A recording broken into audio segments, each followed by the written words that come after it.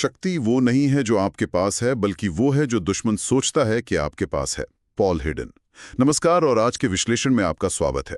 आज हम एक बहुत ही सामायिक विषय पर थोड़ी गहराई से बात करने वाले हैं। ये विषय यूपीएससी की तैयारी करने वालों के लिए खास तौर पर अहम हो सकता है। राष्ट्रपति ट्रंप के टैरिफ नीतियां और भारत पर उनका क्या असर पड़ सकता है। हमारी ये जो बातचीत है ये द प्रिंट में छपे एक लेख के विश्लेषण पर आधारित है। हम कोशिश करेंगे समझने की कि ये जो टैरिफ की धमकियां आ रही हैं इनके पीछे क्या सोच है, भारत के पास क्या रास्ते हैं और ये सब बड़ी भू राजनीतिक तस्वीर में मतलब कहाँ फिट बैठता है। चलिए इस मुद्दे की तह तक चलते हैं। तो राष्ट्रपति ट्रंप के दोबारा सत्ता में आने की जो संभावनाएं बन रही हैं उसके बीच भारत को लगातार टैरिफ की धमकियों का सामना करना पड़ रहा है। हमने देखा था प्रधानमंत्री मोदी और ट्रंप के बीच पहले काफी अच्छी दोस्ती दिखती थी, पर अब रिश्तों में कह सकते हैं एक अनिश्चितता सी आ गई है।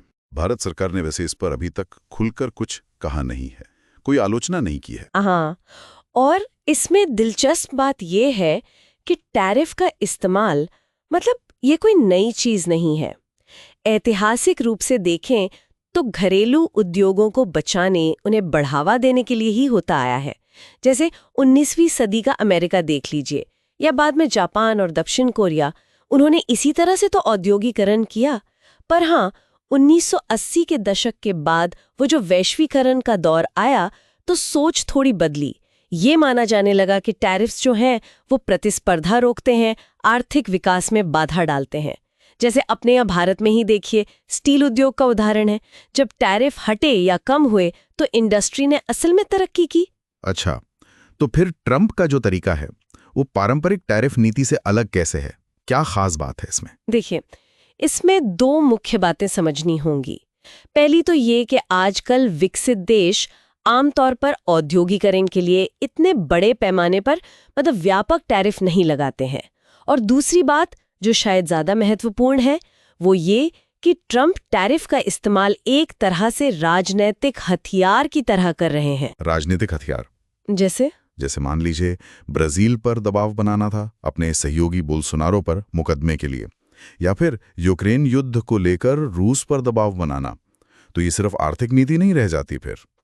ये सुनकर तो मुझे रॉबर्ट केओहेन और जोसेफ नाय का वो क्लासिक सिद्धांत याद आ रहा है, शक्ति और अंतर्निर्भरता। बिल्कुल बिल्कुल, उनका मूल विचार यही था कि कैसे जो व्यापारिक रिश्ते गहरे होते हैं वो देशों को एक दूसरे पर निर्भर तो बनाते हैं, लेकिन यही निर्भरता, यही इंटरडिपेंडेंस एक भेद्यता, एक वल्नरेबिलिटी भी बन जाती है। मतलब जिस देश का व्यापार घाटा होता है, जैसे अमेरिका का भारत के साथ है, वो अधिशेष वाले देश पर यानी भारत पर टैरिफ लगाकर दबाव बना सकता है। और अगर हम आंकड़े देखें शायद 2024 की, तो अमेरिका का भारत के साथ वस्तुओं का व्यापार घाटा करीब 45.7 बिलियन डॉलर था। और ये भी देखा गया है कि अमेरिका के जो बड़े व्यापारिक साझेदार हैं, कनाडा, मैक्सिको, यूरोपीय संघ, उनको भी ट्रंप के टैरिफ का सामना करना पड़ा है। और चीन को अगर छोड़ दें तो ज्यादातर को कहीं ना कहीं समझौता करना पड़ा। तो क्या भारत का ये जो व्यापार अधिशेष है ये उसे एक तरह से कमजोर स्थिति में डालता है? हाँ, ये एक बहुत महत्वपूर्ण पहलू है, खासकर इसलिए कि भारत के पास आप देखिए चीन की तरह रेयर अर्थ जैसे कोई बहुत जरूरी अपरिहार्य निर्यात उत्पाद नहीं है, मतलब जिनकी सप्लाई रोककर वो पलटवार कर सके। रेयर अर्थ तो स्ट्रेटेजिकली बहुत इंपॉर्टेंट मिनरल्स हैं। इसके साथ साथ भारत की जो भू राजनीतिक स्थिति है वो भी बहुत मायने रखती है। चीन के साथ जो तनावपूर्ण रिश्ते चल रहे हैं उनको संतुलित करने के लिए भारत को कहीं ना कहीं अमेरिका के समर्थन की जरूरत महसूस होती है। पहले शायद ये भूमिका कुछ हद तक सोवियत संघ निभाता था। हाँ बिल्कुल, लेकिन आज रूस की स्थिति वैसी नहीं रही, वो पहले जितना शक्तिशाली नहीं है और वो खुद भी अब चीन के साथ ज्यादा करीब जा रहा है, एक तरह का गठबंधन बना रहा है। अगर मान लीजिए भारत ने चीन जितनी तेजी से आर्थिक और सैन्य विकास किया होता तो शायद अमेरिका जैसे शक्तिशाली सहयोगियों पर उसकी निर्भरता कुछ कम होती। तो ये सारी बात घूम फिर कर शक्ति की राजनीति मतलब पावर पॉलिटिक्स पर ही आ जाती है। ऐसा लग रहा है कि ट्रंप की विदेश और आर्थिक नीति में जो राष्ट्रीय हित हैं वो लोकतंत्र या गठबंधनों जैसे सिद्धांतों से भी ऊपर रखे जा रहे हैं। हाँ, काफी हद तक तो यही तस्वीर उभर रही है। आप देखिए, चाहे अमेरिका के सहयोगी देश हों या विरोधी, सबको इसी यथार्थवादी रियलिस्टिक राजनीति का सामना करना पड़ रहा है।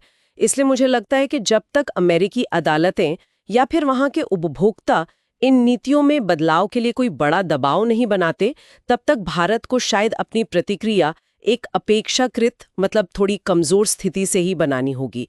अंतर्राष्ट्रीय संबंध अक्सर ऐसे ही होते हैं, है ना, आदर्शों से ज्यादा यथार्थ से चलते हैं। तो इस पूरी चर्चा का निचोड़ क्या निकालें? ऐसा लगता है कि ये जो ट्रंप की टैरिफ धमकियां हैं, ये महज आर्थिक चालें नहीं हैं। ये कहीं ना कहीं गहरी शक्ति राजनीति और भू राजनीतिक गणनाओं का हिस्सा हैं, जो भारत को एक चुनौतीपूर्ण स्थिति में डाल रही हैं। और जैसा हमने शुरू में कहा, ये विषय यूपीएससी मेंस और प्रीलिम्स दोनों के लिहाज से काफी महत्वपूर्ण हो सकता है। बिल्कुल सही। और यहाँ एक सोचने वाली बात ये भी उठती है आगे के लिए, अपनी इस व्यापारिक भेद्यता को कम करने के लिए और अमेरिका पर निर्भरता को संतुलित करने के लिए क्या भारत निकट भविष्य में अपनी विदेश और आर्थिक नीतियों में कोई बड़े संरचनात्मक बदलाव करने पर विचार करेगा या कर भी सकता है? ये एक बड़ा सवाल है। निश्चित रूप से ये एक विचारणीय प्रश्न है। खैर, अगर इस चर्चा से जुड़े कोई और सवाल मन में उठ रहे हों या किसी और विषय पर ऐसा ही विश्लेषण चाहें, तो नीचे टिप्पणी अनुभाग में जरूर बताएं। हमारे चैनल को लाइक और सब्सक्राइब करना ना भूलें। अगली बार तक सोचते रहिए।